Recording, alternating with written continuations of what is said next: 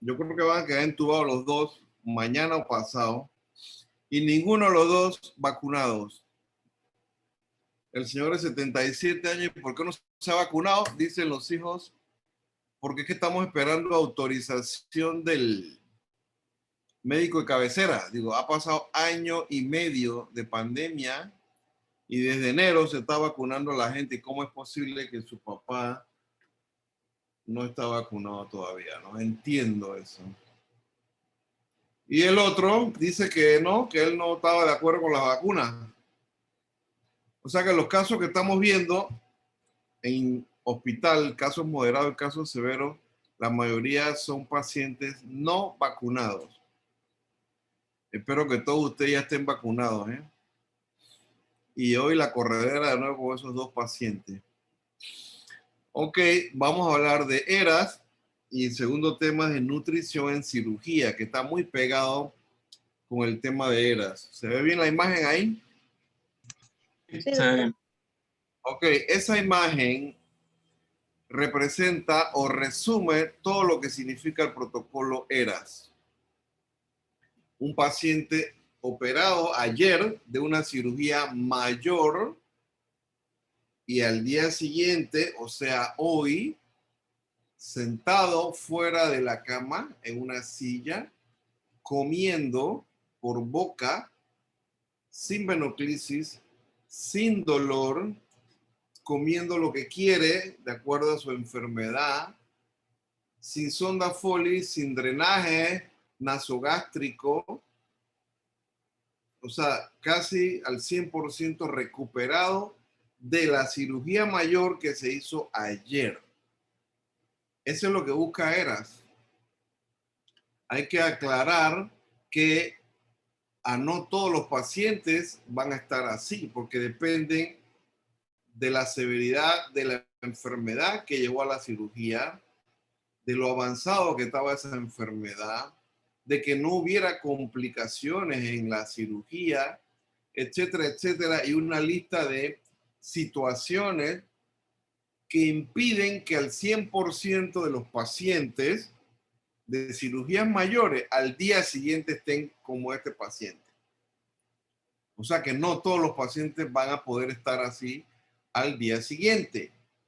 Sin embargo, hay una serie de factores o de procedimientos que pudiéramos hacer para que el paciente esté así y no lo hacemos. O sea que de 100 pacientes que nosotros en cirugías mayores debieran estar así, tal vez 60 o 40, en verdad, 40 no pueden estar así por múltiples razones, pero de esos 60 que quedan, no hacemos lo que debiéramos hacer antes de la cirugía, durante la cirugía y después de la cirugía para que estén así. Entonces, a lo largo de la presentación vamos a ir viendo de qué se trata esto, ¿verdad? Entonces, los objetivos son estos. Vayan leyéndolos mientras contesto este chat rápido.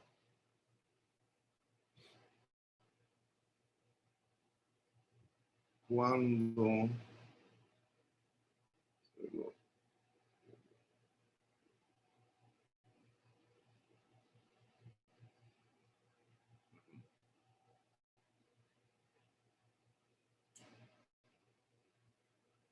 entonces, ustedes ven revisar lo que es el manejo tradicional de la cirugía. Antes, durante y después, discutir los aspectos tradicionales que retrasan la recuperación del paciente quirúrgico, conocer de qué trata el protocolo ERAS, también le llamamos ERAS o ACERTO o ERAS ACERTO, y cómo contribuye significativamente a la rápida y segura recuperación quirúrgica. Y vamos a ver los diferentes componentes de qué se trata esto. El primero que empieza con esto es el doctor Henry Ketlet en Copenhague, en Dinamarca. Él decía que operaba a los pacientes de cirugías de colon. Estamos hablando del año 88, 89, tal vez 90. Los operaba jueves, se iba para la playa, se iba a diferentes lugares, y cuando él regresaba el lunes, resulta que los pacientes estaban igualito como si lo hubiera operado ayer, llenos de tubos, llenos de alguna serie de procedimientos que lo único que lograban era mantener al paciente enclavado en la cama. Y pacientes que estaban muy bien, que si los operó el sábado, perdón, el jueves, el viernes ya deberían estar más fuera de la cama, o tal vez el sábado, y no, era el lunes y era martes, y resulta que seguían fuera de la cama, ¿verdad? Déjame recibir esta llamada que es, discúlpeme un segundito. Sí, buena. Sí.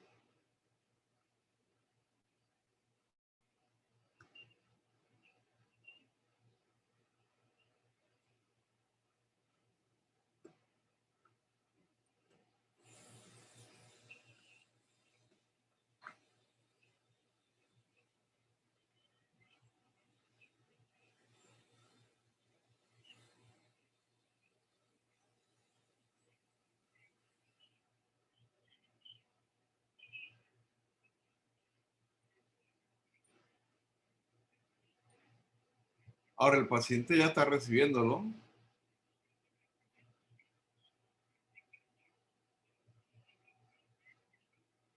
pero nadie me dijo que había que llenar alguna preautorización. Nadie me dijo, porque ya yo salí del hospital y no tengo tiempo para regresar.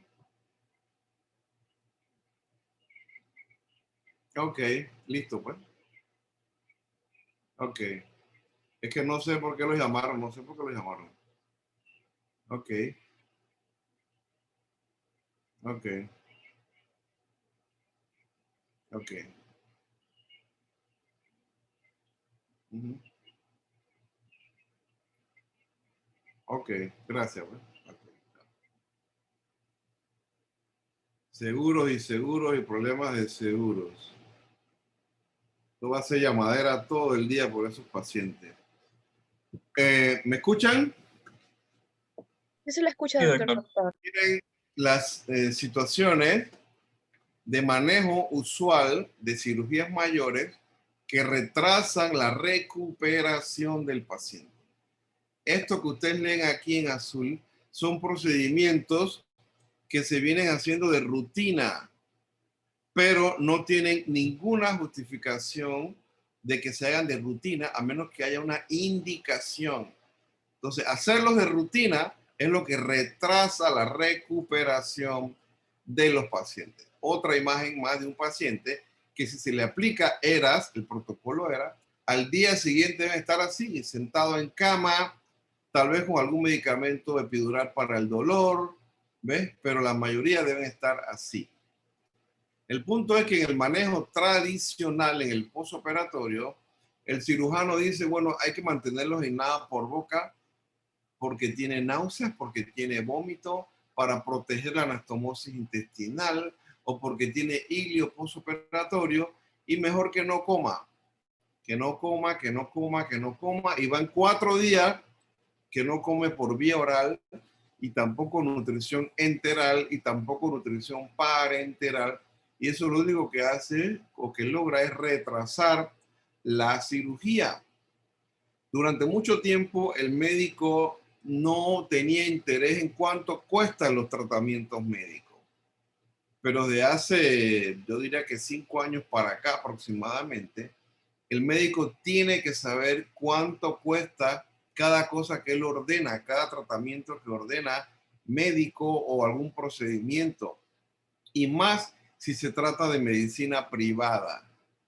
Tiene que saber los costos porque no podemos estar ordenando procedimientos que pueden retrasar la recuperación en un paciente que le ha ido bien en la cirugía. Pero todo esto depende de una serie de acciones que hay que hacer, repito, antes de la cirugía, durante la cirugía y después de la cirugía. Entonces, el protocolo ERAS o ACERTO explica muy bien todo esto que tenemos que hacer, que debemos hacer. Aquí está la página de ERAS, la página de ACERTO. En verdad, ACERTO, así se llama ERAS en Brasil, y significa recuperación total. posoperatoria. Y esta es la página. Ustedes aquí ven la página de ERAS. Hay un libro completo con varios capítulos de lo que debemos hacer. Esta es la página de Acerto en Brasil, hablando de todos los congresos, de los eventos. Tiene mucha información gratuita. Esta es la página de la Sociedad Norteamericana de ERAS, que es American Society of Hand Recovery, también enfocados a ERAS. Esta es la página de la Sociedad Británica, que se llama Medicina Perioperatoria basada en evidencia, donde hay mucha información también en ese sentido. Entonces, tanto ERAS como Acerto hablan de 10 capítulos. 10 capítulos que se deben completar. La parte preoperatoria entra toda dentro de un capítulo que se llama prehabilitación. Consiste también en reducir el ayuno preoperatorio. Eso de que hay que dejar de comer a las 9 de la noche porque la cirugía es a las 10 de la mañana no tiene sentido, no tiene evidencia científica. Incisiones oblicuas o laparoscopía a lo mejor para evitar el estrés quirúrgico, reducir el uso de opioides. Los opioides reducen el peristaltismo intestinal, reducen el vaciamiento gástrico, son muy potentes para quitar el dolor, por supuesto, pero tienen esa consecuencia. Entonces, si al paciente se le mete mucho opioide, ejemplo fentanil, ejemplo demerol, eso paraliza el vaciamiento gástrico y ese paciente, si le das comida al día siguiente a la cirugía, vomita. Entonces lo que se recomienda es utilizar analgesia epidural que se hace durante la cirugía y en el postoperatorio. Restringir los líquidos intravenosos.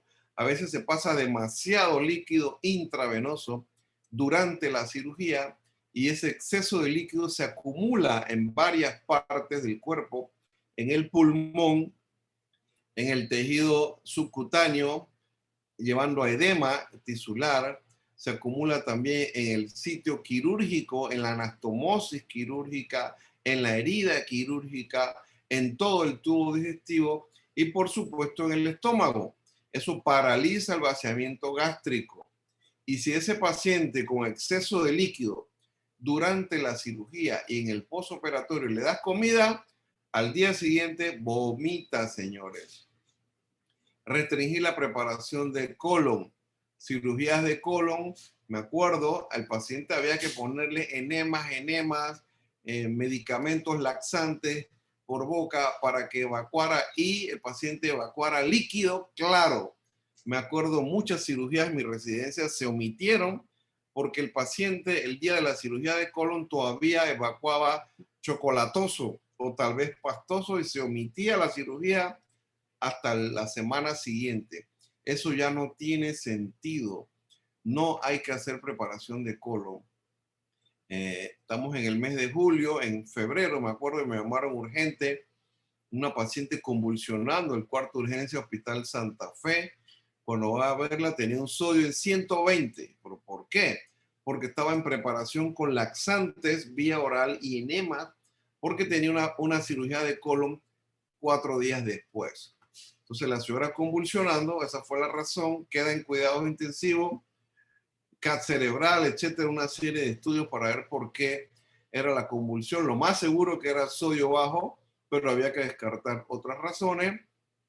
Se omite la cirugía de colon, que era por un tumor de colon, y todo se atrasa y son más gastos, más costos para el paciente, utilizando un método antiguo que ya no tiene medicina basada en evidencia, la preparación de colon para cirugías de colon. Igualmente, el abuso de sondas nasogástricas y de drenaje de forma rutinaria, eso no se debe hacer de forma rutinaria a menos que haya una indicación en base a la cirugía. Y el retorno precoz a la dieta al día siguiente. Al paciente que lo dejan hasta 3, 4 días después de la cirugía para que puedan comer, esperando ruidos hidroaéreos, le ponen el estetoscopio en el abdomen para ver si hay ruidos hidroaéreos, le preguntan al paciente si ha canalizado gases vía rectal, y si el paciente dice que no, entonces no le dan comida. Eso es absurdo, porque hay peristaltismo intestinal que no se detecta con el estetoscopio muchas veces. Y el hecho de que el paciente pase o no pase gases vía rectal no es una indicación certera de que hay peristaltismo intestinal. Es más, la presencia de nutrientes en el tubo digestivo promueve el peristaltismo intestinal si es que no había. Hay que movilizar al paciente, hay que sacarlo de la cama para que movilice también el intestino. Y si son cirugías mayores, y más si son cirugías asociadas a a cáncer, con más razón hay que movilizarlo por el riesgo de trombosis. Y por supuesto, la profilaxis antitrombótica que hay que hacer para prevenir algún desarrollo de trombosis venosa profunda, repito, y más si son cirugías por cáncer. Entonces, aquí ustedes tienen lo que hay que hacer antes de la cirugía, durante la cirugía y después de la cirugía. Miren, antes de la cirugía, identificar al paciente, educarlo, explicarle todo este nuevo procedimiento en qué consiste, ver el tema de nutrición, cómo está su aspecto nutricional, dar una carga de carbohidratos, maltodextrina, 2 horas antes de la inducción de la anestesia y la noche anterior también, para reducir lo que es la resistencia periférica a la insulina, que es muy importante. Entre más grande es la cirugía, mayor resistencia a insulina hay, y eso tiene que ver con el resultado final. Preparación selectiva de colon, porque algunos cuando hacen cirugía laparoscópica de colon izquierdo, dicen que un colon lleno de heces les dificulta la movilización cuando es laparoscópica. Sin embargo, otros expertos dicen que eso tiene que ver con la experiencia y que no amerita preparación de colon, sea cirugía de colon izquierdo o sea cirugía de colon derecho. Dejar de fumar, aquellos que fuman 4 semanas antes. No tiene beneficio dejar de fumar 1 semana o 2 semanas. Tiene que ser 4 semanas antes de la cirugía. Durante la cirugía, tratar de que sea cirugía mínimamente invasiva, que sea laparoscópica en la medida de lo posible, manejo de líquidos con una meta, no encharcar los pacientes de líquido, bloqueo regional con anestesia regional, ojalá sea bloqueo epidural, profilaxis de náuseas y vómitos, antibióticos 60 minutos antes de la incisión quirúrgica. Ahí tromoprofilaxis no puede ser con medicamento, ahí sería con compresión neumática intermitente. Toda cirugía que dura más de 3 horas, al paciente hay que colocarle botas neumáticas que se inflan, que ordeñan la vena y que favorecen el retorno venoso más voluminoso, y eso previene el desarrollo de trombosis venosa durante la cirugía, que es el momento donde más puede ocurrir, ya que durante la cirugía y en el periodo postoperatorio la fibrinolisis disminuye, y al disminuir la fibrinolisis aumenta el riesgo de trombosis venosa profunda. Y utilizar compresión neumática intermitente durante la cirugía impide que que disminuya la fibrinolisis. Por tanto, la fibrinolisis se mantiene normal y evita la formación de trombos de coágulos durante la cirugía. Y eso, en el postoperatorio, ese coágulo que se formó, pues en el postoperatorio puede llevar a una embolia pulmonar y complica todo el éxito que pudo ser la cirugía mayor. En el postoperatorio, pues que el paciente coma al día siguiente, como la primera foto que les mostré, movilizarlo fuera de la cama para que se movilice el intestino, para evitar riesgo de trombosis venosa, quitar lo que son las venoclisis al día siguiente, se deben quitar, continuar con analgesia epidural, a ver si en 48 horas se quita el catéter epidural, quitar todo lo que son drenajes, todo lo que son tubos, de forma rutinaria, quitarlo a menos que haya una indicación. Por ejemplo, cirugías de próstata, cirugías urológicas, la sonda Foley, el urólogo necesita mantenerla más días. Pero si no son esos el caso, si no hay indicación, repito, eso se debe quitar, porque eso reduce la movilidad del paciente y además que son focos infecciosos. Analgesia multimodal, donde lo último que se utiliza es opioides. Ya les dije que los opioides favorecen reducir el peristaltismo intestinal, reducen el vaciamiento gástrico, y si le hemos dado muchos opioides al paciente durante la cirugía y después de la cirugía, repito, paraliza el tubo digestivo, paraliza el vaciamiento gástrico y no le puedo dar comida por vía oral a ese paciente al día siguiente. Aquí tiene un resumen de lo mismo, lo que hay que hacer preoperatoriamente, que va dentro del paquete llamado prehabilitación, lo que tenemos que hacer durante la cirugía, que ya les expliqué también, y lo que tenemos que hacer en el postoperatorio. Entonces muchos cirujanos se entusiasman haciendo solamente en el postoperatorio, Eso no tiene sentido. Tienes que hacerlo antes de la cirugía, durante la cirugía y después de la cirugía, para que tengas éxito en ERA. Porque dice, no me resultó, me resultó igual que si no hubiera hecho ERAS. Pero es que tienes que hacer varias cosas antes, durante y después. Aquí está nuevamente, antes de la cirugía, durante la cirugía y después de la cirugía. Todo esto ustedes lo van a leer y se lo van a aprender. ¿Por qué implementar ERAS? Porque al final, cuando está bien aplicado el protocolo ERAS, reduce la estancia hospitalaria hasta un 40%. Porque hay menos complicaciones quirúrgicas, menos fuga de las anastomosis intestinales, menos infecciones nosocomiales en el postoperatorio. Se ha asociado con un mayor retorno y mayor productividad en comparación con la atención, con el manejo tradicional. Hay mejores resultados relacionados a calidad de vida. Y en países desarrollados o en vías de desarrollo hay una evidente reducción de costos. Miren algunos datos mundiales sobre las cirugías. Por supuesto que es un pilar terapéutico fundamental. Las cirugías, y estamos hablando aquí de cirugías mayores, puede mejorar la supervivencia y la esperanza de vida de muchos pacientes. La mortalidad posoperatoria a nivel mundial se considera de 1 a 4%. Sin embargo, 13% de los procedimientos quirúrgicos en general son procedimientos de alto riesgo quirúrgico y son responsables del 80% de las muertes en el periodo posoperatorio por procedimientos de alto riesgo.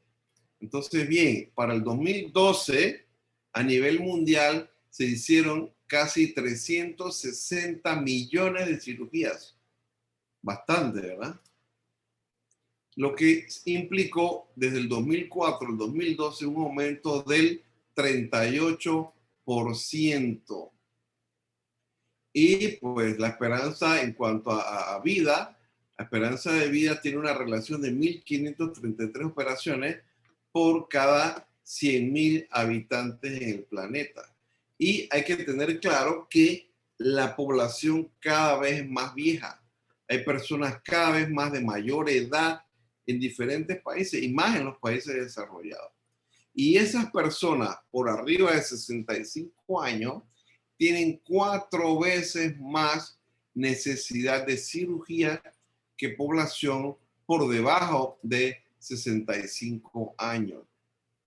Se prevé que el número de pacientes que se va a someter a una cirugía aumentará un 25% para el 2020, para el año pasado. Y eso, por supuesto, que se demostró. Miren este estudio hecho en Reino Unido. Las muertes son más comunes en la población quirúrgica de alto riesgo, que consiste principalmente en pacientes de edad avanzada con enfermedad médica coexistente. Es que al tener mayores de 65 años, tiene relación con hipertensión arterial, diabetes, muchas enfermedades crónicas. Y esos pacientes tienen 4 veces más riesgo de necesitar una cirugía, de ser una cirugía de alto riesgo y por tanto más riesgo de muerte. En Reino Unido en el año 2006 evaluaron 94 hospitales de enero del 99 a octubre del 2004. ¿A qué llamaron cirugías de alto riesgo? Aquellos que tenían una tasa de mortalidad mayor al 5%. Fíjense que evaluaron más de 4 millones de cirugías, de los cuales 2.8 millones representaron 0.44% de mortalidad y 1.2 millones fueron cirugías urgentes. Las primeras, 2.8 millones, fueron cirugías programadas o cirugías electivas. 1.2 millones fueron cirugías urgentes. Miren que la mortalidad fue a 5.4%. Es decir, de 0.44% en las cirugías electivas, aumentó a 5.4% la mortalidad en cirugías urgentes. Cirugías de alto riesgo, entonces, fueron 500,000 y ellas las muertes se elevó a 12.3%. ¿Cuáles fueron esas cirugías? Primero miren las poblaciones, la población estándar y las características de la población de alto riesgo. Miren la edad. En promedio la edad fue acá 54 años y acá fueron 75 años. O sea, 20 años más. Procedimientos de emergencia fueron más del 85%, fueron 88%, mientras que en la población estándar fueron 20%. Duración de la hospitalización, 3 días en promedio, acá 16 días en promedio. Y la mortalidad, ya les dije, en la población estándar fue 0.42% y en la población de alto riesgo fue 12%. Abajo, ¿cuáles fueron las cirugías más frecuentes? Pues cirugía de aorta y una cirugía urgente fue una mortalidad de 41%. Cirugías de intestino grueso o cirugías mayores fueron 22% de mortalidad. Cirugía abdominal en general, 15% de mortalidad. Cirugías de reemplazo de cadera o de rodilla o revisiones de rodilla, 11% de mortalidad. Y es que se ha visto que en el periodo posoperatorio, 30 días posoperatorio, la mortalidad es 1000 veces mayor. Repito, 1000 veces mayor. Pacientes se mueren de infartos de miocardio, de infarto cerebral, de lesiones intestinales, de distrés respiratorio agudo que vimos ayer, de falla renal, etc. Y es que al equipo quirúrgico se le insiste mucho en aprender una óptima técnica quirúrgica. Se le insiste mucho en la preparación preoperatoria de esos pacientes, pero se descuida mucho el manejo postoperatorio. Esta es una deficiencia a nivel mundial y por eso las estadísticas demuestran que la gente se muere 1000 veces más en el periodo postoperatorio, que implica 30 días después de la cirugía. 2006, miren las causas de muerte en Estados Unidos: enfermedades cardíacas, cáncer, tercer lugar, enfermedades cerebrovasculares, y aquí ven las cantidades de muertes. Sin embargo, se encontró que las muertes en el periodo postoperatorio, de 30 días después de la cirugía, representaron 189,000 pacientes, mucho más que los 137,000 asociado a enfermedad cerebrovascular. O sea que en verdad, para el 2006 ya las muertes posoperatorias eran la tercera causa de muerte. Ahora yo les pregunto, ¿cuál es la tercera causa de muerte en Estados Unidos para el año 2020? ¿Cuál creen ustedes que fue?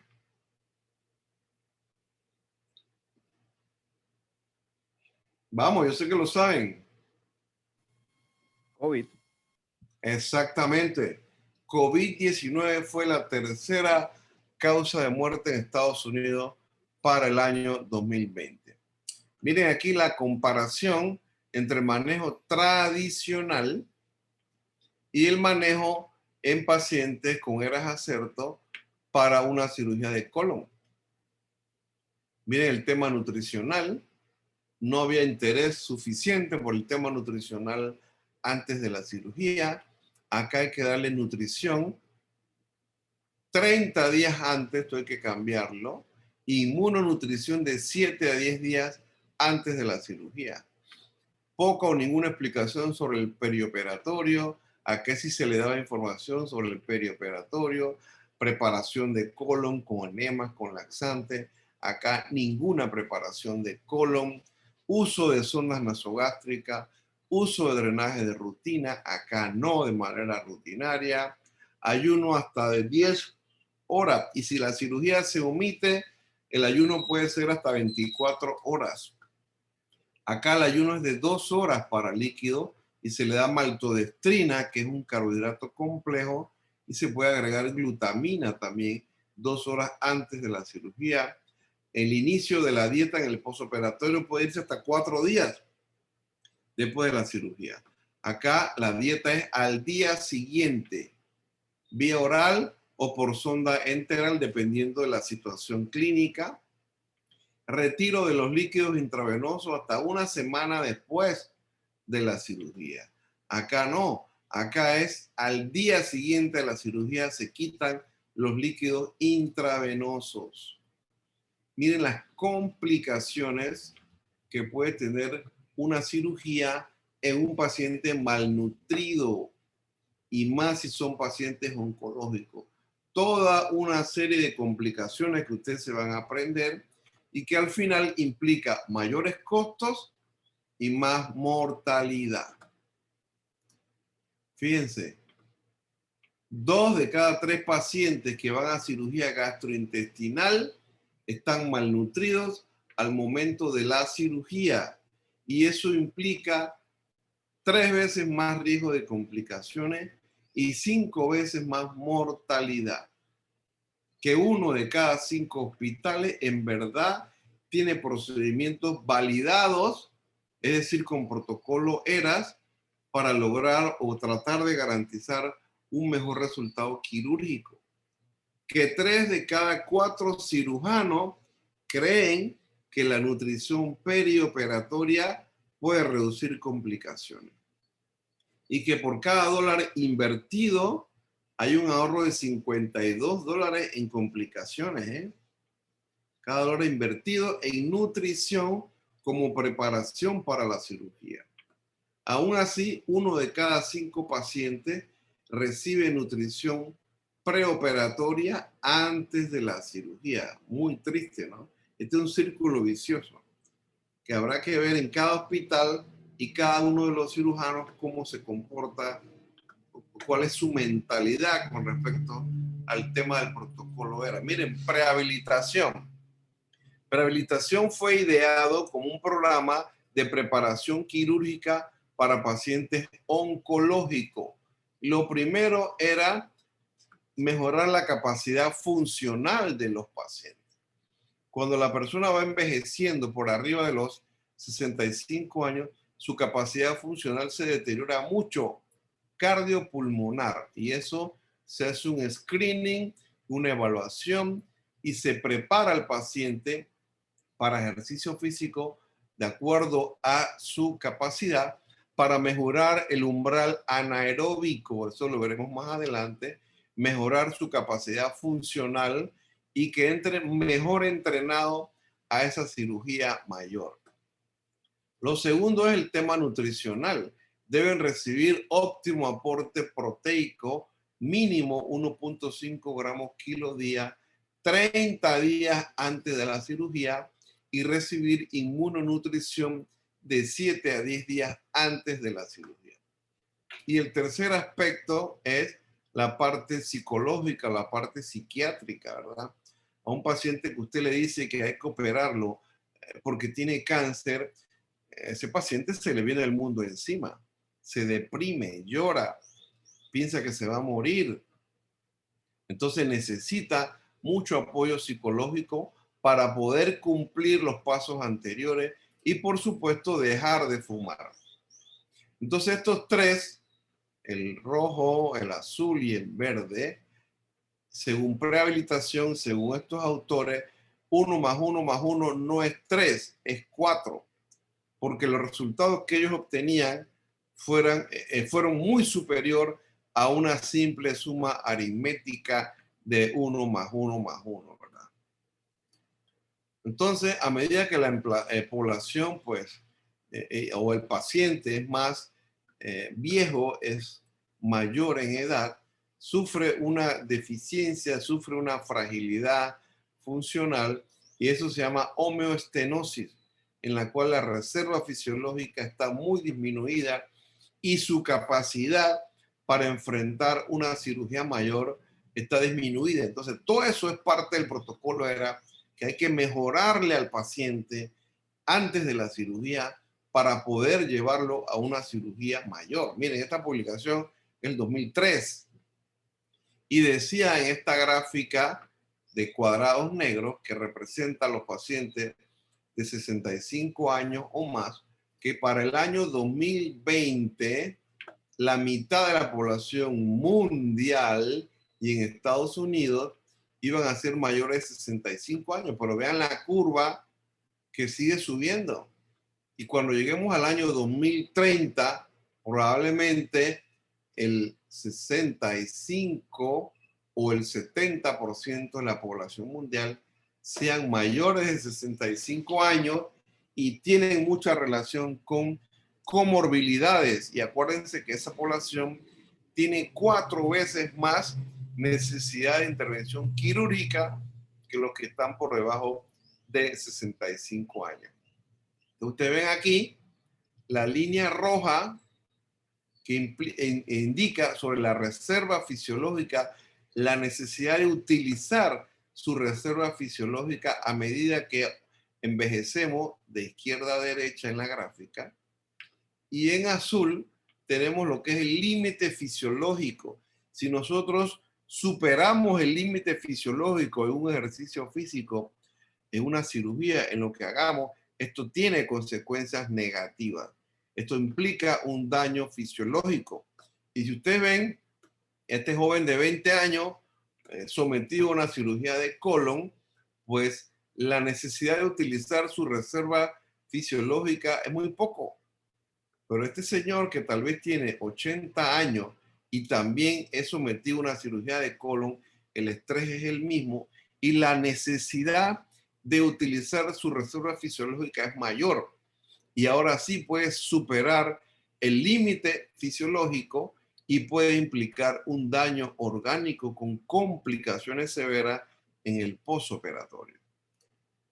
Entonces, gráficamente se puede ver en líneas verdes aquel paciente que va a operarse y su capacidad fisiológica se mantiene igual, no recibió ninguna preparación antes de la cirugía, el paciente se opera y su capacidad funcional cae abruptamente por debajo de la línea roja, por debajo de la línea de dependencia. Entonces, en el postoperatorio, ese paciente puede evolucionar con complicaciones o sin complicaciones, pero igual se va a mantener alrededor de la línea roja que implica dependencia, que implica que necesita ayuda para comer, para asearse y para actividades normales, entre comillas, hasta que finalmente pueda recuperarse, pero la posibilidad de complicaciones es mayor. A diferencia de la línea azul, que es el paciente que se le hizo prehabilitación antes de la cirugía. Entonces, su capacidad funcional mejoró muchísimo y cuando viene la cirugía mayor, la capacidad funcional cae igual, pero no cruza la línea roja, no cruza la línea de dependencia. Entonces, bien sea que tenga complicaciones en el posoperatorio o no, la posibilidad de recuperación de ese paciente es mucho mayor, la posibilidad de complicaciones es mucho menor que el paciente en línea verde que no se le hizo nada de prehabilitación, nada de preparación antes de la cirugía. Y la prehabilitación implica toda una serie de preparaciones 30 días antes de la cirugía. Del punto de vista nutricional, se recomienda evaluar los pacientes con el protocolo PONS, en la cual se ve el valor del índice de masa corporal, de si ha perdido peso, de si no come al menos el 50% de sus requerimientos en una semana, o si tienes valores de albúmina por debajo de 3. Si solo una es positivo, entonces ese paciente sin duda hay que hacer un plan de intervención nutricional. Y aquí se puede ver dando altos aportes proteicos antes de la cirugía, medir los niveles de vitamina D y si están por debajo de 20 nanogramos por mililitro, hay que aportarle vitamina D, hay que darle inmunonutrición antes de la cirugía. Aquí dice 5 a 7 días antes y 5 o 7 días después de la cirugía. El consenso más reciente es de 7 a 10 días antes de la cirugía y después de la cirugía. Y antes de la cirugía, la carga de carbohidratos complejos, lo que más se recomienda es maltodextrina, 100 gramos la noche anterior a la cirugía y 50 gramos 2 horas antes de la inducción de la anestesia. Y después de la cirugía incluye, además de inmunonutrición, 7 a 10 días después de la cirugía, alto aporte proteico, vía oral o enteral o parenteral, mínimo 1.5 a 2 gramos kilo día hasta 6 semanas después de la cirugía. Miren, con respecto al fumar, pues el tabaquismo afecta toda una serie de procesos de estrés oxidativo que llevan a mayor infección de la herida, a necrosis y a retraso en la cicatrización. Pero si el paciente deja de fumar 4 semanas antes, las flechas cambian y la posibilidad de infección, de necrosis y de retraso en la cicatrización y de licencia de anastomosis intestinales se ve ampliamente reducida. Entonces, en cuanto a la capacidad funcional, lo que se evalúa es el test de ejercicio cardiopulmonar. Ahí lo que se mide es el umbral anaeróbico. Y si una persona tiene un umbral anaeróbico menor de 11, la posibilidad de complicaciones y muerte en el postoperatorio es alta. Por eso la idea es mejorar el umbral anaeróbico, mejorando la capacidad funcional antes de la cirugía para que este umbral anaeróbico sea mayor de 11 mililitros por minuto por kilo de peso. Y si logra superarse mayor a 11, vean ustedes que la posibilidad de mortalidad en el postoperatorio se reduce a menos de 1, menos de 2% en el postoperatorio. Es muy parecido a una prueba de esfuerzo, pero aquí se evalúan muchos más detalles y con la intención de hacer un programa de ejercicio cardiopulmonar que mejore la capacidad funcional y eleve enormemente por arriba de 11 lo que es el umbral anaeróbico.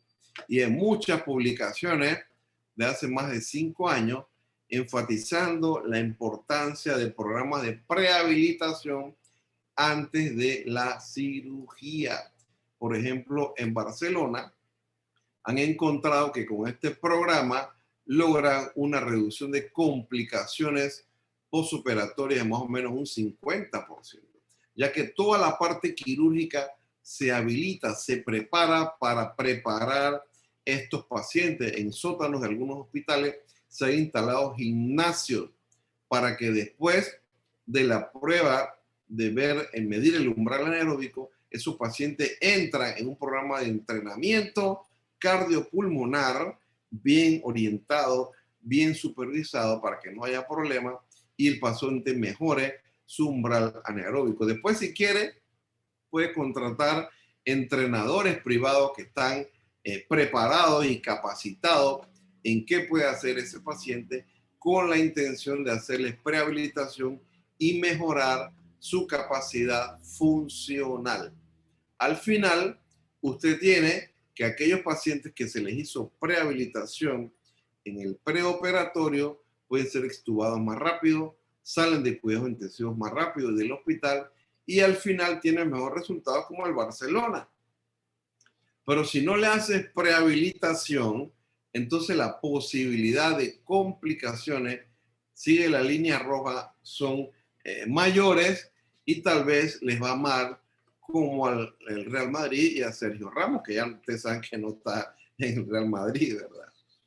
Entonces, ¿cuál es la orden más frecuente en los hospitales? Nada por vía oral, nada por boca. Cuando el médico no sabe que tiene el paciente, lo condena a nada por boca. Y se olvida que más de la mitad de los pacientes que colocan nada por boca no necesitan nada por boca. No se benefician de nada por boca. Y más de la mitad de los que sí requieren nada por vía oral, se le olvida que existe una cosa que se llama nutrición parenteral. Entonces los condenan a nada por boca y eso es violar los derechos humanos del paciente y solamente contribuir a más complicaciones en ese paciente. Porque si en verdad no le puedes dar nutrición por vía enteral o por vía oral, tendrías que dársela por vía parenteral y tampoco lo hacemos. Aquí ustedes tienen una publicación de lo que es el ayuno o la historia del ayuno de hace muchos años, de la noche anterior, y se puede ver que esto se ha implementado desde los años 1847 aproximadamente. Pero básicamente en el año 1970 es que ya se estandariza, diríamos a nivel mundial, que el paciente debe estar en ayuno desde la noche anterior para una cirugía. Pero cuando usted ve o usted compara el volumen residual gástrico en pacientes que han tenido 2 horas y media de ayuno, 3 horas de ayuno, vean ustedes que el volumen oscila entre 15 a 30 mililitros. Sin embargo, cuando lo comparas en la otra columna, en pacientes que han estado en ayuno desde la noche anterior, es decir, hasta 16 horas de ayuno, 12 horas de ayuno, 11 horas de ayuno, el volumen es muy parecido. O sea que prácticamente no hay diferencia entre pacientes que han estado en ayuno en la noche anterior o tal vez más tiempo versus aquellos que han estado en ayuno 2 a 3 horas antes de la cirugía. Tengo que aclarar que esto es en pacientes con estómagos normales, que tienen un vaciamiento gástrico normal, porque muchos pacientes diabéticos a veces tienen gastroparesia y el vaciamiento gástrico es más lento. Entonces, en pacientes diabéticos, ahí sí se recomienda que el ayuno preoperatorio sea mínimo de 3 a 4 horas. Sin embargo, si no es el caso, el resto de los pacientes pueden tener un ayuno para líquidos claros de 2 horas antes de la cirugía y para alimentos sólidos hasta 6 horas antes de la cirugía. Entonces, ¿por qué se prolonga el ayuno preoperatorio? Por muchas razones que ocurren a diario en los hospitales. Son muchos todavía los pacientes que el anestesiólogo le omite la cirugía porque no tiene ayuno adecuado, porque se tomó una taza de café a las 6 de la mañana y la cirugía era a las 10 de la mañana, 4 horas después. Es absurdo omitir ese caso con ese ejemplo que les he que les he comentado, ¿no? Entonces, las consecuencias del ayuno, y esto es en pacientes quirúrgicos y no quirúrgicos, son amplias, son muchas las consecuencias negativas. Aparece lo que es la resistencia periférica a la insulina, que tiene consecuencias negativas en los pacientes, y aparece un cuadro muy similar a lo que es el paciente con diabetes mellitus tipo 2, muy similar. Entonces, la resistencia periférica a la insulina, normalmente en el músculo esquelético, en el tejido graso, en el músculo cardíaco, la insulina se une al receptor de insulina, favorece varios procesos de fosforilación que llevan a que en el retículo endoplásmico se sintetice el GLUT4. Entonces, el GLUT4, eso sí dice translocación, viaja a la membrana celular y ahí donde permite este receptor que la glucosa entre a la célula. Sin embargo, cuando hay resistencia periférica a insulina por el ayuno principalmente, hay un defecto postreceptor que impide que se sintetice el GLUT4. Entonces, no hay ningún receptor que permita la entrada de glucosa a la célula.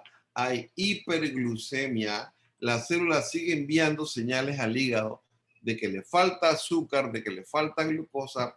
El hígado, a través de la neoglucogénesis y la glucogenólisis, sigue produciendo más glucosa. Hay hiperglucemia, pero no se capta esta glucosa en el músculo esquelético. Entonces, todas estas cirugías mayores pueden favorecer cierto estado de inflamación con participación de alguna citoquina y de hormonas de la contrarregulación que favorecen glucólisis, que favorecen proteólisis, que favorecen glucogenólisis y gluconeogénesis. Entonces, al final tenemos hiperglucemia por el estado de resistencia periférica a la insulina. Entonces, este estrés quirúrgico tiene afectaciones a nivel del páncreas, a nivel del músculo esquelético, a nivel del hígado, a nivel del tejido graso, y repito, tenemos hiperglucemia, y esta hiperglucemia favorece lesión mitocondrial con menor producción de energía. El paciente se siente débil, y es lo mismo que ocurre en un paciente en ayuno prolongado que no tiene nada que ver con cirugía. Hay disfunción endotelial, hay disfunción inmunológica y hay generación de radicales superóxidos. Entonces se instala una situación de estrés oxidativo innecesaria por un ayuno prolongado, sea preoperatorio o no.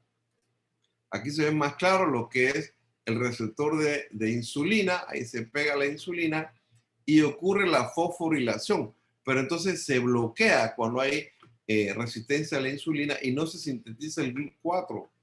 Por tanto, no hay ningún receptor en la membrana celular, el GLUT4, que permita la entrada de glucosa. Entonces, con cirugías mayores, el ayuno prolongado favorece catabolismo proteico, liberación de aminoácidos del músculo, principalmente alanina, glutamina, aminoácidos ramificados. Algunos van al hígado para la síntesis de proteína de fase aguda, van al riñón y se excreta urea, y también aumenta la secreción de nitrógeno, que ya dijimos ayer que explica el catabolismo proteico, porque cada gramo de nitrógeno se multiplica por 6.25 y nos da la cantidad de proteínas que se ha catabolizado. Entonces, este ayuno prolongado afecta principalmente a las mitocondrias y afecta la producción de ATP y la producción de energía en todo un síndrome que implica resistencia periférica a la insulina. Entonces, acá a la izquierda ustedes ven lo que sería el metabolismo normal en diferentes tejidos, y a la derecha lo que ocurre cuando tenemos resistencia periférica a la insulina, donde todas estas catecolaminas que se pueden liberar en una proporción directa de acuerdo a la severidad o a la intensidad de la cirugía, asimismo favorecen el estado de resistencia a insulina. Y si hay inflamación asociada a infecciones, en la cual participan citoquinas proinflamatorias, como vimos ayer, entonces más favorece la aparición, la perpetuación del estado de resistencia periférica a la insulina. Hay muchos estudios que han analizado del punto de vista sistémico, tisular, metabólico, celular y genético el impacto negativo que tiene el ayuno. Esta imagen habla del impacto celular del ayuno preoperatorio. Entonces, en rojo nos dice que hay una gran liberación de ácidos grasos no esterificados del músculo esquelético que entran a la célula. Estos ácidos grasos aumenta la producción de acetilcoenzima A, entran a la mitocondria y prácticamente intoxican a la mitocondria con gran cantidad de acetilcoenzima A. Por otro lado, ya dijimos que impiden la síntesis del GLUT4. Sin embargo, si al paciente se le da una bebida de maltodextrina 2 horas antes de la cirugía, 50 gramos, y 100 gramos la noche anterior, este carbohidrato complejo permite un mejor metabolismo intracelular y también a nivel intramitocondrial. Y por otro lado, también bloquea lo que es el proceso de resistencia periférica a la insulina e impide la hiperglucemia que vemos en estos estados de resistencia periférica a insulina, similar a un cuadro de diabetes tipo 2, ¿verdad? Aquí ustedes ven nuevamente lo que es la sensibilidad a la insulina. Y hay mayor resistencia periférica a insulina entre más fuerte es la cirugía. Miren, una cirugía de colon rectal abierta versus una colecistectomía laparoscópica. Entre menos estrés quirúrgico, menos resistencia periférica a la insulina. Entre más estrés quirúrgico, mayor resistencia periférica a la insulina. Vean ustedes, lo mismo, cirugía mayor, menor sensibilidad a la insulina porque hay mayor resistencia periférica a la insulina. Y aquí pueden ver la comparación entre una cirugía y el paciente con diabetes tipo 2. Los cambios metabólicos son idénticos. Son idénticos en esos pacientes y en el periodo postoperatorio también.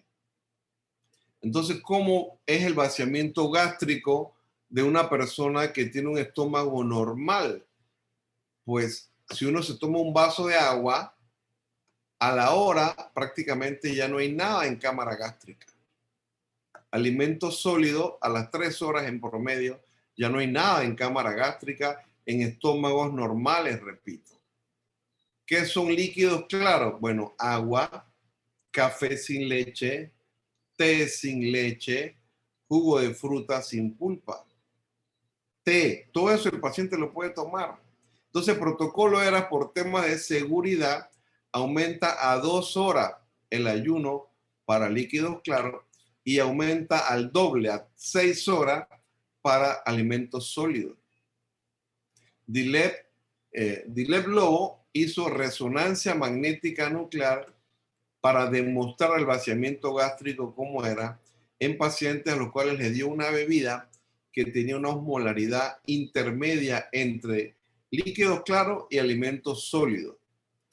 Y aquí ustedes ven la resonancia magnética al momento cero, el estómago completamente lleno. Miren, a los 20 minutos, 40 minutos, 60 minutos, 80, ya a los 100 minutos prácticamente no había nada. Y a las 2 horas no había nada en cámara gástrica. Mire esta acta escandinava de anestesia en el año 2005, una actualización de las guías de ayuno preoperatorio. O sea, estamos hablando de hace más de 15 años, 16 años, en esos países ya estaba claro de que el ayuno podía ser de 2 horas para líquidos claros agua, té sin leche, café sin leche, jugo de fruta sin pulpa en cirugías electivas en esos pacientes, en adultos y en niños, incluyendo mujeres embarazadas que no estuvieran en labor de parto. Esto no aplica para leche o para líquidos que contengan grasa o sólidos que contengan grasa. Acuérdense que sólido, el ayuno ya dijimos que es de 6 horas.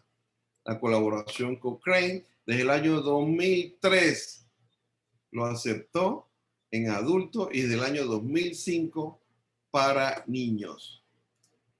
Y por supuesto, desde el 2012 hay muchas sociedades internacionales de anestesia que ya claramente aceptaron el ayuno de 2 horas para líquidos y, de 6 horas para sólidos. Desde el 2017, la Sociedad Norteamericana de Anestesiología habla de que el ayuno es para líquidos claros de 2 horas y para sólidos más o menos 6 horas. Fórmulas infantiles, leche materna, 4 horas o 6 horas. Entonces, todo este proceso relacionado a cirugías mayores que a través de aumento de la resistencia a insulina puede favorecer más complicaciones. Si al paciente se le da una carga de maltodextrina de 50 gramos 2 horas antes de la cirugía y de 100 gramos la noche anterior, puede favorecer mucho menos complicaciones. Entonces, el segundo paso antes de la cirugía es precisamente la carga de maltodextrina 2 horas antes de la cirugía. El primer paso es inmunonutrición 7 a 10 días antes de la cirugía. El tercer paso es inmunonutrición 7 a 10 días después de la cirugía. Ahora bien, si el paciente tiene malnutrición severa, esa cirugía debe omitirse, a menos que sea una cirugía de urgencia, ejemplo, una obstrucción intestinal. Entonces habría que operar al paciente, pero no debe hacerse anastomosis intestinal porque no va a cicatrizar esa anastomosis. Y lo explican muy bien las guías europeas de nutrición en cirugía publicada en 2017, que dicen que el paciente malnutrido severo debe retrasarse la cirugía, debe omitirse la cirugía entre 7 a 14 días y mejorar su estado nutricional para entonces ser operado. El otro aspecto es que se inundan a los pacientes con exceso de líquido. Ya lo dije al comienzo, exceso de líquido durante la cirugía y después de la cirugía. Entonces hay muchas consecuencias negativas, tanto de la hipovolemia como la hipervolemia. Entonces, durante la cirugía, medir la diuresis no representa el estado de la volemia del paciente. Hay que utilizar otros métodos invasivos por el anestesiólogo para ver si el paciente está hipovolémico y requiere líquido o está hipervolémico y hay que reducir el aporte de líquido, porque lo ideal es que el paciente esté normovolémico. Sin embargo, a medida que han pasado las décadas, se ha demostrado que los pacientes salen cada vez más positivos o con exceso de líquido de la cirugía. Y este exceso de líquidos solo lleva a más complicaciones. Aquí está el grupo restrictivo en líquido y el grupo de manejo estándar. Entonces hay mucho más complicaciones en el grupo con exceso de líquido, con manejo tradicional. Aquí lo pueden ver, el grupo estándar o manejo tradicional, más complicaciones mayores, más complicaciones sistémicas y más muertes, ya que el exceso, en este caso de solución salina, hay un exceso de sodio que el paciente recibe, el riñón no es capaz de eliminar todo ese sodio, se queda retenido con agua, favorece el edema. Entonces hay hilio prolongado, hay parálisis intestinal, hay más vómitos, hay más riesgo de infecciones, hay más líquido que se atrapa en el pulmón y favorece neumonía y más complicaciones. El manejo del dolor, ya les decía, lo mejor, lo más recomendado es con bloqueo epidural entre T6 y T9. Ese bloqueo epidural no solamente nos ayuda para menos uso de opioides, sino que disminuye la excreción de epinefrina y de cortisol, que son dos hormonas muy importantes para que aparezca resistencia periférica a insulina. De tal manera que el bloqueo epidural entre T6 y T9 reduce hasta un 50% la posibilidad de resistencia periférica a la insulina. Aparte de eso, el bloqueo epidural favorece el peristaltismo intestinal y favorece que el paciente pueda comer por boca al día siguiente a la cirugía. Ustedes ven a la izquierda lo que es el manejo tradicional, opioides, opioides, opioides, y el manejo con ERAs. El último paso es utilizar opioides. Entonces, ERAS recomienda cambio de mentalidad, tanto del cirujano como del anestesiólogo. Hay una serie de cambios que tiene que hacer el cirujano, todo lo que hemos descrito ya, y una serie de cambios que tiene que hacer el anestesiólogo para permitir un mejor protocolo ERAS antes de la cirugía, durante la cirugía y después de la cirugía. Ya que lo que es el manejo tradicional solo retrasa la recuperación, mientras que el manejo con protocolo ERAS, pues por supuesto que acelera la recuperación de los pacientes en cirugías mayores. Aquí usted ve nuevamente la sensibilidad a la insulina. Haciendo el manejo tradicional, que es la línea roja, el paciente regresa al momento cero mucho tiempo después, semanas o meses después. Mientras que si se utiliza el protocolo ERAS, que es la línea en azul, el paciente retorna normalmente a la sensibilidad a insulina mucho tiempo menos. Y estas dos líneas es lo que representa el logo de ERAS. La flecha más profunda es el manejo tradicional y la flecha más pequeña es lo que representa a los resultados con ERAS. Entonces, manejo tradicional, mayor resistencia a insulina y más lenta recuperación. Manejo con ERAS o Acerto, menos resistencia a insulina y más rápida recuperación. Miren, desde el año 2012 ya se han publicado guías de cómo hacer ERAS en cirugías de colon electiva, qué hacer preoperatoriamente, qué hacer transoperatoriamente, qué hacer posoperatoriamente. Estas son guías de cirugía pélvica y cirugía rectal, también del 2012. Guías de cirugía de vejiga para cáncer de vejiga, también del 2013. Guías para cirugías de páncreas, pancreatoduodenectomía, también se le llama cirugía de Whipple, que es una cirugía bien grande que puede durar entre 5 a 6 horas. Desde el 2012 hay guías publicadas que hablan de los pasos que se deben seguir.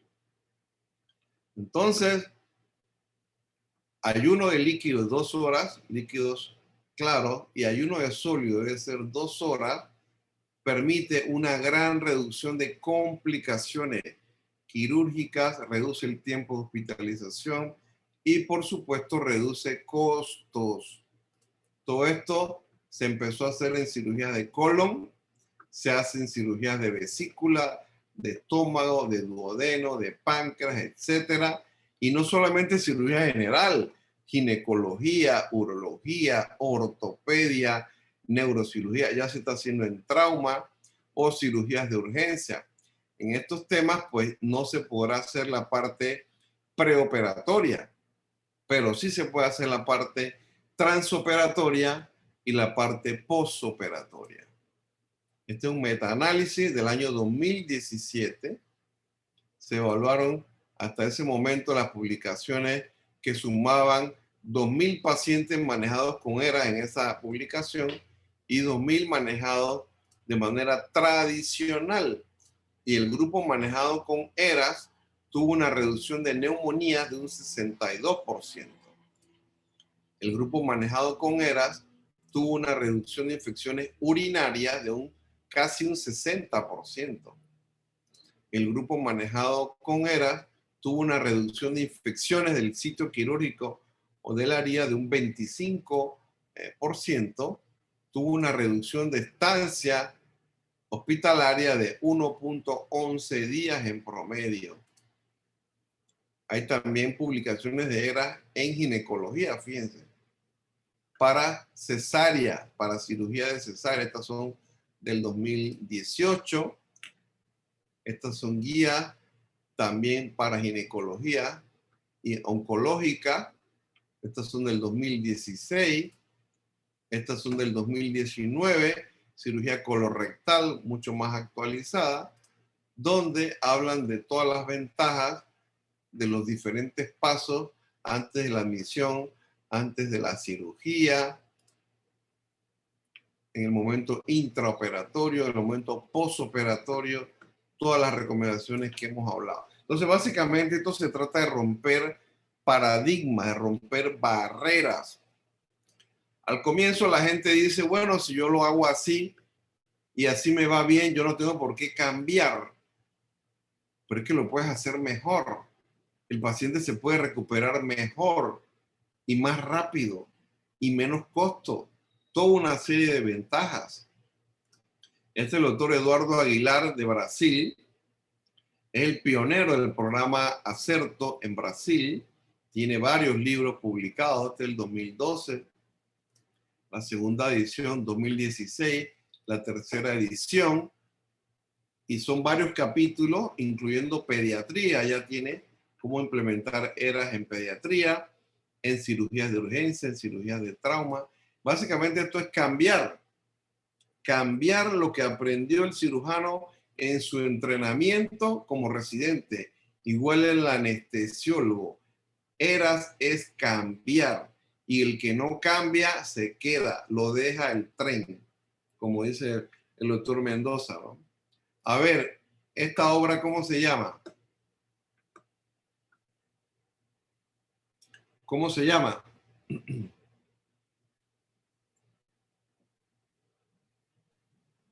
Escuela de Atenas.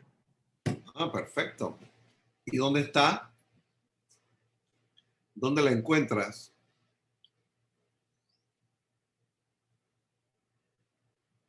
¿Mm?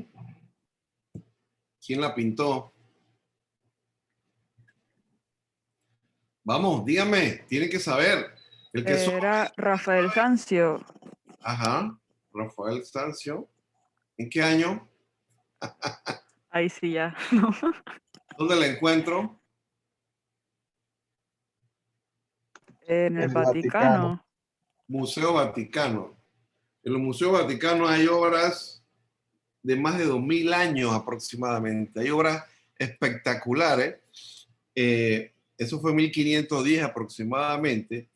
Hay un área que se llamaba la Estancia de la Asignatura, que es una habitación cuadrada, y cada pared tenía una obra en honor a las cuatro, diríamos, las cuatro ciencias o las cuatro cualidades más perfectas del ser humano en ese momento, que era, ellos llamaban el derecho, la filosofía, la teología y la medicina.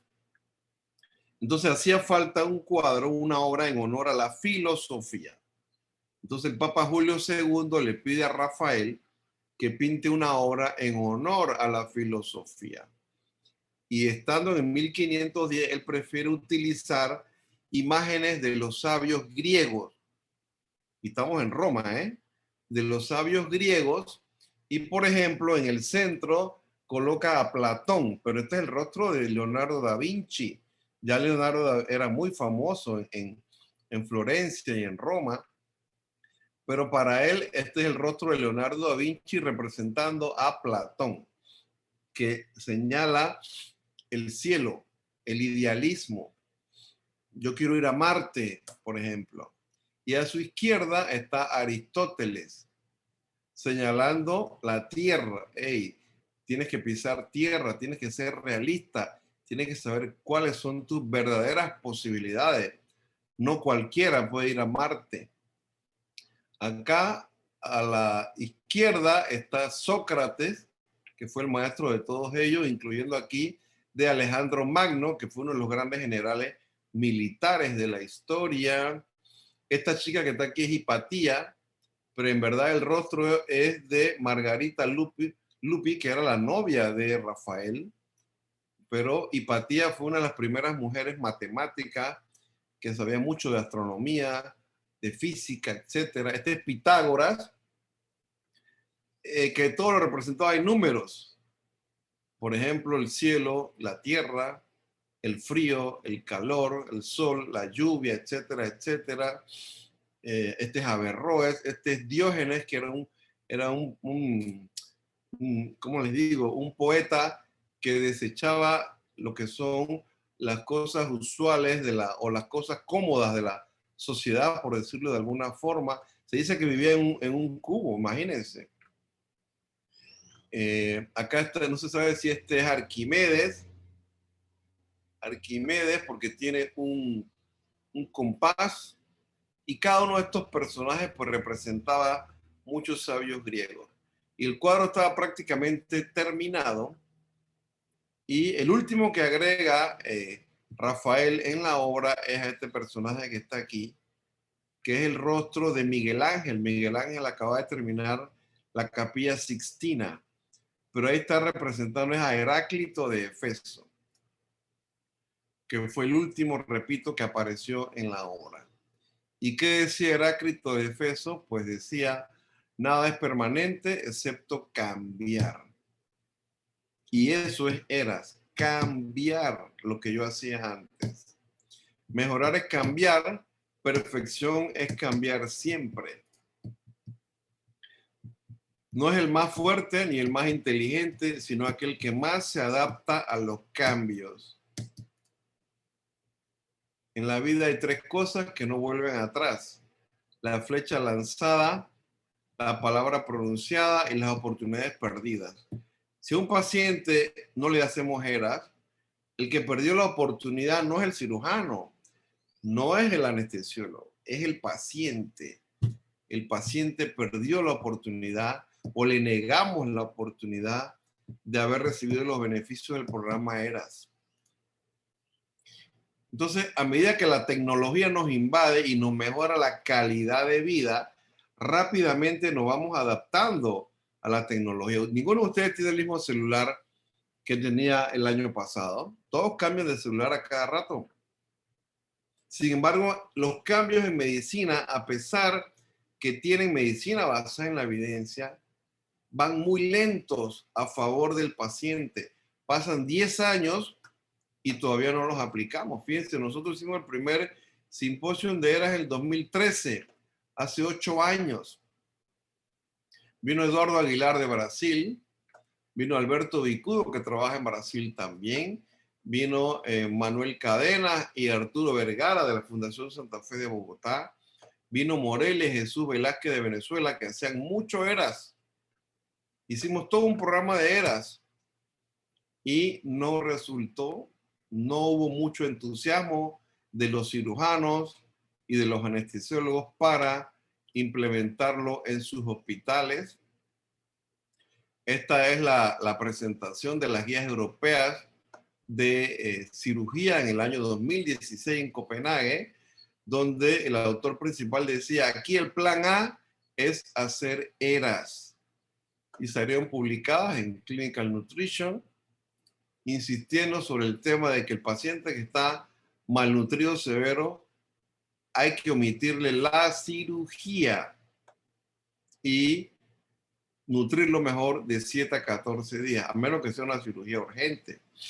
Este es el otro proyecto en que estamos. Vamos a iniciar un entrenamiento más formal en ERA a partir del 9 de octubre con esta página.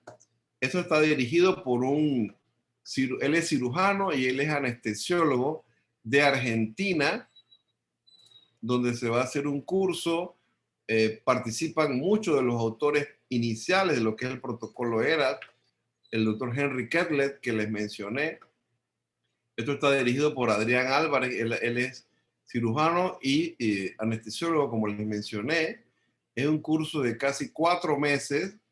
Vamos a armar paquetes de cirujanos, anestesiólogos, principalmente residentes, para que ellos puedan llevar el evangelio a los diferentes hospitales donde trabajan y a ver si para el 2022 pudiéramos tener ya mejores programas de ERAS en los diferentes hospitales en Panamá, hospitales públicos y hospitales privados también. Así que terminamos diciendo que el manejo tradicional del paciente quirúrgico pre, tras y postoperatorio no está fundamentado en evidencia científica, que el manejo tradicional de la cirugía retrasa la recuperación total del paciente quirúrgico, que la implementación del protocolo ERAS Acerto contribuye significativamente a la rápida y segura recuperación de los pacientes, que entre más componentes del protocolo ERAS se logren implementar, tendremos mejores resultados. Siempre el aporte nutricional, el aporte proteico, mínimo 1.5 gramos kilo día de proteína, 30 días antes y hasta 30 días antes, sí, y hasta 6 semanas después de la cirugía, que inmunonutrientes pues logran muchos mejores resultados, insistiendo en el papel que tiene la arginina como precursor del colágeno y de la síntesis de proteínas y cicatrización de heridas. Y por supuesto, todo está fundamentado en muchas guías, en muchas publicaciones. Entonces, como decía Mandela, ¿por qué tener miedo al cambio? Valiente no es quien no siente miedo, sino quien lo vence. Y la única manera de vencerlo es estudiando y buscando la mejor evidencia médica y científica para lograr un mejor resultado en los pacientes. Así que con esto terminamos esta primera presentación. No sé si tienen preguntas, comentarios, o pasamos a la que sigue. ¿Nos quedan cuántos minutos? 10. 7. La que sigue, ustedes ya tienen idea, porque es, pues, nutrición. Esta la voy a pasar súper rápido. Igual les mando las diapositivas ahora. Y de ahí ustedes las estudian, aparte de los artículos en PDF que les mandaría. Esto te lo mandaría Marcos, ¿no? El email es marcos.reina71@gmail.com. Correcto, doctor. Así que ahí te las mando. Vamos a aprovechar entonces estos 7 minutos que quedan. Esto ustedes saben cuál es la respuesta. ¿Cuál es? ¿Cuál es? Doctor, está proyectando, es que no se ve.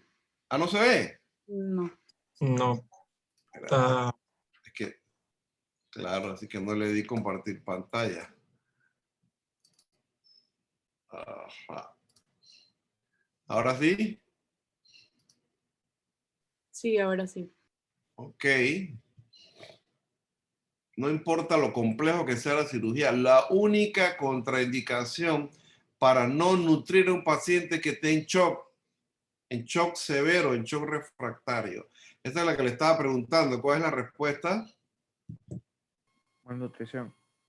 Exacto, malnutrición. Esta ya se las expliqué, el abuso del nada por boca. Abusamos demasiado del nada por boca en los hospitales. Y esto tiene severas consecuencias, sean pacientes quirúrgicos o no. Esta ya se las expliqué, nada más que aquí ocupa más espacio. También les hablé del protocolo PONS y POET y todos los pasos que habría que realizar. También de las guías norteamericanas, donde podemos dar líquidos claros hasta 2 horas antes de la cirugía. Insistir en el aporte de maltodextrina, 100 gramos en 400 cc la noche anterior, 50 gramos en 200 cc 2 horas antes de la cirugía. Inmunonutrición 7 a 10 días antes de la cirugía. Inmunonutrición hasta 7 a 10 días después de la cirugía. Cirugías mayores, pero si el paciente está malnutrido severo, hay que omitir la cirugía. Ahora, si es una cirugía urgente, pues hay que hacerla, pero no hacer anastomosis, no hacer anastomosis intestinales. Entonces ahí lo tienen, inmunonutrición, 7 a 10 días antes, 7 a 10 días después, proteínas óptimo aporte, 30 días antes y hasta 60 días después de la cirugía. El hecho que el paciente esté vomitando, como estos pacientes con cáncer de páncreas o cáncer gástrico, no podían comer por boca. Y Stanislaw Klek en Polonia les dio nutrición parenteral por 14 días. Luego los operó y les dio inmunonutrición al grupo de estudio por 7 días en el postoperatorio, y el grupo control no recibió inmunonutrición. Y ustedes ven que las complicaciones fueron mucho menos en el grupo de inmunonutrición que en el grupo control. Igualmente, lo que es la mortalidad fue mucho menor en el grupo de inmunonutrición que en el grupo control. Y ustedes ven aquí pacientes los cuales iban empeorando el punto de vista de la carga proteica que requerían. Se les puso en nutrición parenteral total, que son los círculos en negro. El otro grupo control, pues no se le dio nutrición, y vean ustedes que demoraron mucho más, casi 200 días en recuperarse, a diferencia del grupo que recibió nutrición parenteral total. Entonces, el uso de inmunonutrientes desde el año 2002 demuestra que hay mejores resultados dando inmunonutrición perioperatorio, es decir, antes y después de la cirugía. Esto fue en el 2006 también, demostrando que inmunonutrición perioperatoria disminuye la mortalidad, disminuye las infecciones y disminuye los días de hospitalización. Inmunonutrición en cáncer, cirugías de cáncer, revisión sistemática, pueden ver que hay menos infecciones en el grupo de inmunonutrición, hay menos complicaciones no infecciosas en el grupo que recibe inmunonutrición, menos días de hospitalización en el grupo que recibe inmunonutrición, y los mejores resultados es con inmunonutrición perioperatoria, antes y después de la cirugía. ¿Qué es inmunonutrición? Fórmulas enriquecidas con glutamina, esta es la dosis en promedio, enriquecidas con arginina, enriquecidas con omega 3. Vean ustedes cómo 2 a 4 horas después de la cirugía o del trauma, lo que es la actividad de la enzima que destruye arginina estaba elevada. Por tanto, los niveles de arginina están muy disminuidos. Por eso es que debemos darle arginina a los pacientes. Miren esta revisión sistemática 2011, dando arginina perioperatoria antes y después de la cirugía, y hubo menos infecciones en el grupo que recibió arginina antes y después de la cirugía, y también hubo menos días de hospitalización en el grupo que recibió arginina antes y después de la cirugía. Muchos estudios que demuestran menos infecciones, menos días en ventilador, menos días en el hospital, menos días en cuidado intensivo, los que reciben arginina, ya que la combinación de ácidos grasos omega 3, glutamina, antioxidantes, arginina, al final hay menos infecciones, menos sepsis, menos falla orgánica múltiple y menos mortalidad. Esto se sabe desde 2011. En 2013 toda esta revista aparece con más de 14 artículos a favor de dar óptima nutrición antes y después de la cirugía, y pacientes críticos, sea enteral o sea parenteral, dar fármaco nutriente, o sea, arginina, glutamina y omega 3. Así que con esta terminamos, que era más corta como les dije, y entonces ahorita en unos minutos les envío los PDF de todas estas presentaciones y la presentación y algunos artículos. Así que quedamos así. Listo, doctor.